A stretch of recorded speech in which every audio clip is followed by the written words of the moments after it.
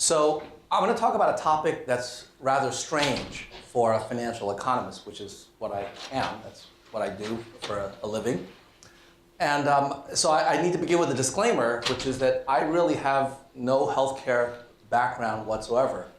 I got interested in cancer and biomedicine more broadly because a few years ago, a number of family and friends were dealing with the disease. And so I tried to be sympathetic and learn a little bit about what they were going through. And I began to read the literature about how cancer drugs were developed. And only then, as I started to learn a bit more about the industry and about the process by which drugs are developed, that I came to the realization that finance actually has something to contribute. And that's what I want to share with you today. I want to tell you a little bit about what role finance can play. So in the industry, there's a relationship that's known as Eroom's law. And let me describe to you what that is. It's in the upper panel of this right-hand graph. Eroom's law is the number of drugs approved by the FDA each year divided by the amount of money spent in R&D in the pharma industry, the billions of dollars that go into their efforts. And so the number of new drugs per $1 billion of R&D spending, that graph has been downward sloping for the past several decades. Downward sloping. That means that we're getting worse and worse in developing drugs. Now, it's not that scientists are getting dumber. On the contrary, they're getting smarter, and that's why it's getting harder. We now know that there is a way to treat disease using something called combination therapies. How many of you have heard of combination therapies? You know what that is? Okay, for most of you who haven't heard of it, it's basically the idea that one or two drugs by themselves may not work very well, but when you put them together, the combination works beautifully. And the best example of this is the so-called HIV cocktail. Anybody heard of the cocktail therapy? Yeah, so that's a combination of 5 antiretroviral drugs, each of which don't work very well by themselves in dealing with AIDS. But together, they turn this death sentence into a chronic but manageable condition. And so we now know that combination therapies work. So now that we know that, maybe we can use it for other diseases. In fact, there are certain biomedical experts that would argue we don't need any more new drugs. We have all the drugs we need. We just need to find the right combinations of drugs that can treat any disease. How hard could that be? How hard could it be to find the right combination? Well, let's do a little math here. There are currently 2,800 approved drugs, approximately.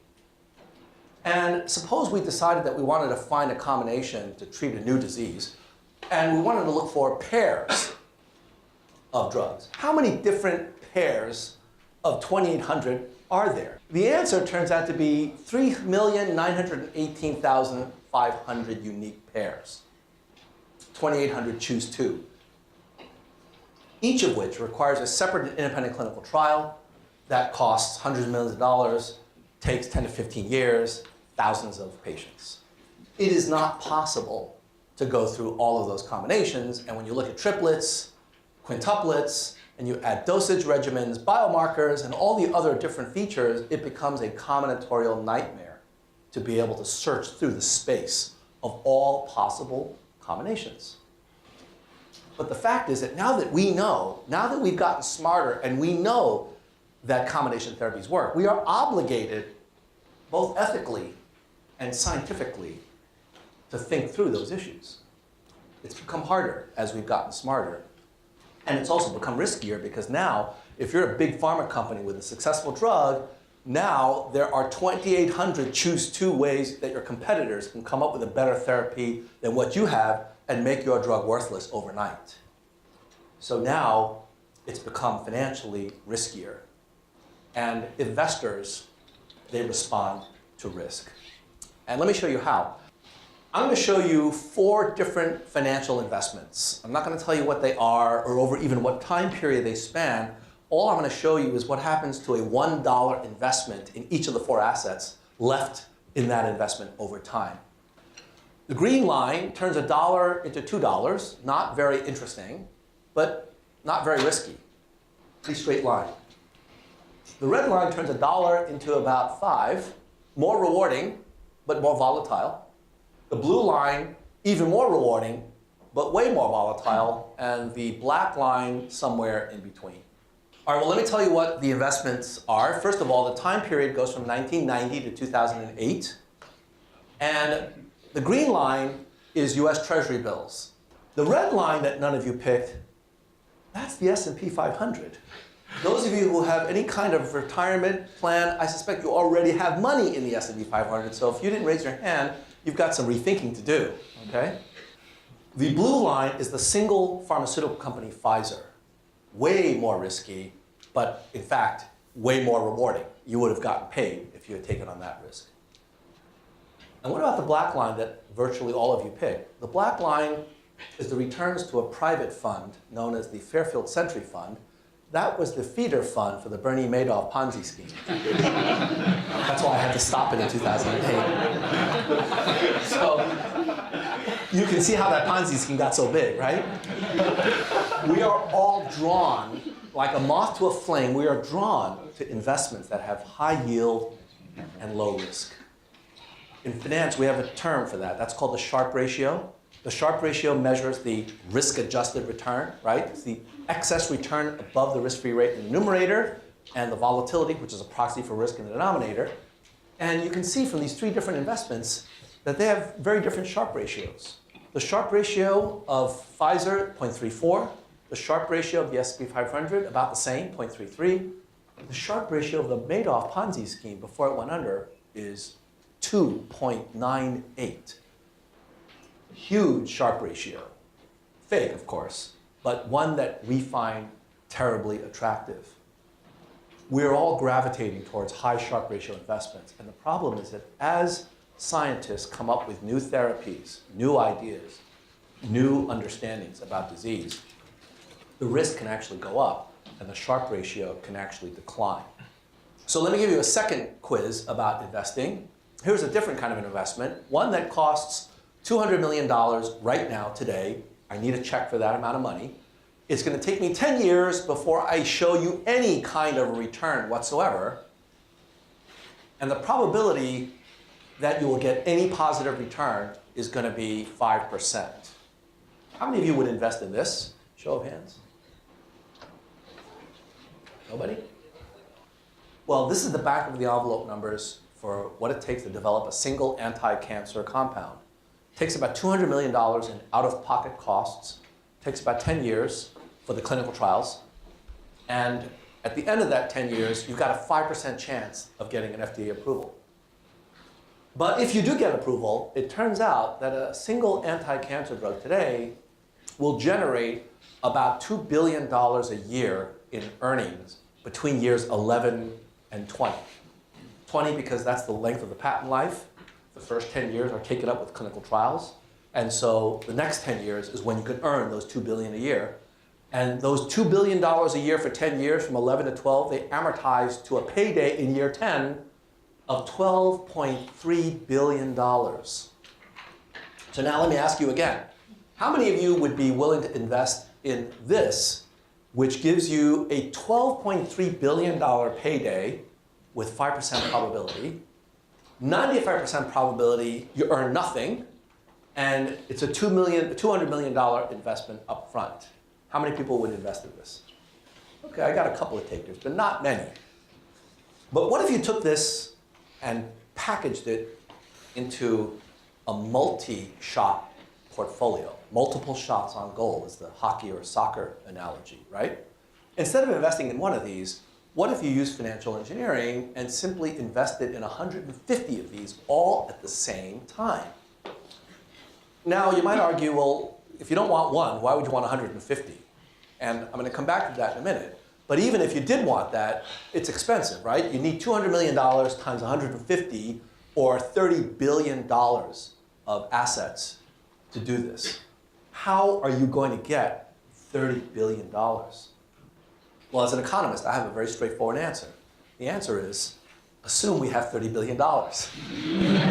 You're used to that, right? So assume we have $30 billion.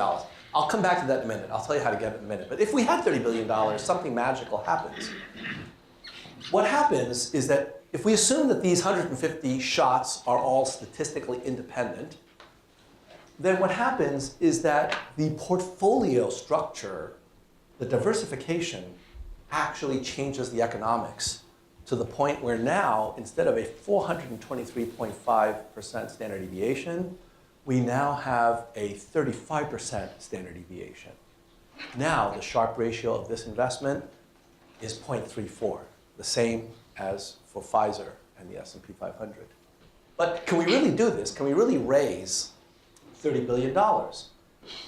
And the answer, of course, is it depends. It depends on the structure of the portfolio's risk. It depends on my assumption that you've got 150 statistically independent shots on goal. I'm going to come back to that in a minute.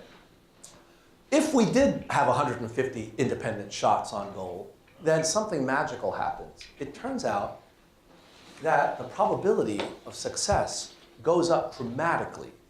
For example, with 150 shots on goal, what's the probability that I have at least 3 hits? Well, that's just a binomial distribution, right? Each one of these is an independent draw, 5% probability of success. The probability that I get at least 3 successes, you can calculate. That's 98.18%. I've got a 98% chance of getting at least 3 hits out of 150 independent shots on goal. And if I have 3 hits, what is my portfolio worth then? Well, it's worth 3 times 12.3 billion, or $36.9 billion in year 10. And it turns out that if I have a portfolio that is worth $37 billion in 10 years with 98% probability, I can actually issue bonds to finance this. How many bonds can I issue? Well, I can issue up to $36.9 billion of bonds without defaulting, unless, of course, I don't have 3 hits. What is my probability of defaulting if I issue $36 billion of bonds? What's my default probability? 1 minus 98.18%, less than 2%. If I have a default rate of less than 2%, you know what that gives me? That gives me a single A rating. And the single A rating, as of a few days ago, was yielding 3.98%. And at 3.98%, that means that my bonds will issue, in terms of actual dollars today, $24.6 billion. I can finance the vast majority of my $30 billion by issuing cancer bonds that mature in 10 years with a yield of 3.98%. Now, there are many other ways of using financial engineering, including credit default swaps, collateralized debt obligations, all the alphabet soup of securities that we came up with 10, 20 years ago. Imagine if we took all of these different avenues, these different tools, and applied them to dealing with drug discovery for cancer. We can have a huge impact in a relatively short period of time. Now, there are a lot of challenges to this. And so since my co-authors and I wrote the first paper describing this in 2012, we've received a lot of questions. Questions like, well, first of all, isn't pharma kind of doing this already? Isn't pharma one big portfolio as it is? Do we really need $30 billion? Is there enough capital? Can we afford these new therapies? So on and so forth. I'll give you a few answers to some of the challenges that these techniques create. One of which is, do we really need $30 billion? That seems like an awful large amount of money. And the answer, of course, depends. It depends on how much it costs to develop a single drug, what you can charge for the drug, how long it takes, what your probability of success is, all sorts of parameters that feed into the simulation. But based upon the numbers that we're looking at, it seems like actually for the parameters that we got from the industry, these are actually quite realistic assumptions, and therefore the results are quite reasonable. But the bottom line is that we really need to collaborate with biomedical experts in order to come up with the right kinds of simulations. So this is where the opportunity lies, but it's also where the challenges are.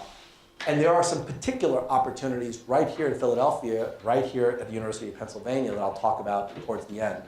We can develop the therapies, the probability of success is higher, you can get diversification, but can you make money on these therapies? And the answer is given by what's going on in the industry. All of the drugs that I'm listing here are rare disease drugs. And all of these drugs are billion-dollar-a-year drugs. They are blockbusters. The drug that's on the very bottom of this slide, Keytruda, that's the drug that saved Jimmy Carter's life. It's a drug from Merck that was approved a few months before Carter developed stage 4 melanoma. So you can earn money on these drugs. And the question is, can investors earn money by using financing? And so in 2015, we published a paper with co-authors from the National Institutes of Health, in particular, the part of NIH focused on rare diseases. It's a group called NCATS, National Center for Advancing Translational Sciences. They actually are developing therapies for rare diseases as a public service. Government funding is being used to take projects from the laboratory into the clinic so that we can develop some of these rare disease therapies that other companies are ignoring. And we ran a simulation based upon their portfolio and published it and found that using that structure, we were getting something like a 22% IRR on their portfolio if we traded that as an actual private investment. And that was a real shocker to us. We didn't expect that that fund would do as well as it did. Now, that's the good news. That's the great news. Let me give you the bad news. The bad news is that financing does not always work for therapies, depending on the nature of diversification. And a good example has to do with Alzheimer's and the contrast between Alzheimer's and cancer. In a simulation that we did to look at how profitable an Alzheimer's mega fund would be, what we found was, first of all, the cost of developing an Alzheimer's drug, much higher. Because first of all, you've got to catch patients before they get the disease. By the time you know that they've got Alzheimer's, it's pretty much too late to intervene in any way. So you've got to follow patients for longer. You've got to do much more expensive testing, brain imaging. You can't take biopsies of the brain, so you've got to image them. And you have to use all sorts of other indirect methods. So the costs of conducting a clinical trial for Alzheimer's is not 200 million. It's more like 500 to 600 million. And the probability of success, I don't know. Over the last 10 years of data, the estimated probability of success is 0. And so when you factor all of those things in, it turns out that actually we don't know enough about Alzheimer's to be able to make it an economically viable business. We need to develop more science behind Alzheimer's. And that's something that the private sector is not going to do. The private sector is looking for a rate of return. They're looking for a good Sharpe ratio. A Sharpe ratio of 0 is not acceptable. And so the challenge is where the public and private sector need to meet. So since this has been sponsored by the Public Policy Initiative at Wharton, I want to talk a little bit about where the public sector is desperately needed. It turns out that public-private partnerships have been used in many different cases, and cancer is a really good example. So you know that we've got these 35 drugs in cancer over the last 3 years? That's low-hanging fruit from the business perspective because we now know a lot more about cancer than we did before, thanks to the war on cancer. In 1971, President Nixon declared war on cancer. By that, he meant he was going to create a much larger budget for the National Cancer Institute, set up cancer centers around the country. The director of the NCI was to report directly to President Nixon and to explain to him what was going on in terms of progress. And over the course of the last 4 decades, we've had tremendous public funding for the science, the biology of cancer. And out of that has grown all of this so-called low-hanging fruit that we got because of the various different initiatives that the government launched and then the private sector took on, as well as philanthropists. It's that entire public-private ecosystem that has now given us the so-called low-hanging fruit. For rare diseases, the Orphan Drug Act of 1983 was very important. That gave lots of drug developers incentives to develop drugs for these rare diseases, and that in combination with other scientific breakthroughs allowed us to now develop treatments for AADC and lots of these other diseases. Where we are in Alzheimer's is where we were on cancer in 1971. The National Alzheimer's Project Act of 2011 was sort of the beginning, except that didn't come with any big budget authorization. There is now, just this year, a much higher budget that Congress has given the NIH for studying Alzheimer's. So we're beginning that process, but it's going to take some time. And so this is the role that government can and does and needs to continue to play. It provides funding when the following conditions hold. The three conditions were the triple whammy that I described to you about clinical trials. Horizon is too long, the costs are too large, and the probability of success is too low. I call that a long shot. Funding long shots are very difficult for the private sector to do. Government, on the other hand, is the ultimate investor in long-term progress. And also, when you don't have any way of collecting the economic returns to a discovery, if it's pure science, everybody benefits from pure science, but that means that no one person can capture the benefits. That's where government really has to play a role. And so in the case of Alzheimer's, clearly government needs to be involved, and at some point, and the government is already stepping up in terms of the basic science, at some point, I'm hoping that they're going to start considering structuring these funding vehicles to be able to provide Alzheimer's mega funds to the extent that we need. And essentially, what we're talking about is, again, the Sharpe ratio. Private sector investments need to have a decent Sharpe ratio, and for some of these challenges, and I'll give you a bunch of examples of challenges, all of which are very, very important long shots, but ones where the private sector Sharpe ratio is very small, but the public sector Sharpe ratio can be quite high if we have the right kind of funding. So in all of these cases, I would argue that you can use financial engineering to do better by structuring them in concert, in some cases, with public sector initiatives to be able to do this.